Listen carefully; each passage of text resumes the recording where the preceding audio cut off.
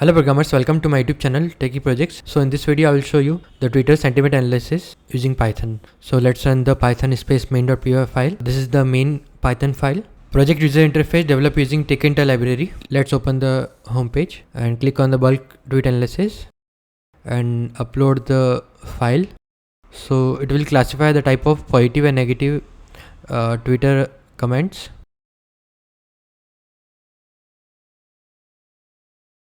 So it will classify every type of comment in the positive and negative. Okay, let them finish. It will generate the graph, like graphical view of sentiment analysis of tweets: strong positive, positive, neutral, negative and strong negative. Now click on the user input analysis and enter in text.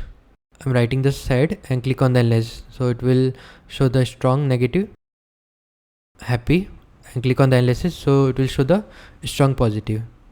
Okay, this is the about project section. It will show the complete description about project. Okay, let's click on the exit button and say yes. Thank you friends for watching my video. If you are new, then subscribe channel and share with your friend. Thank you.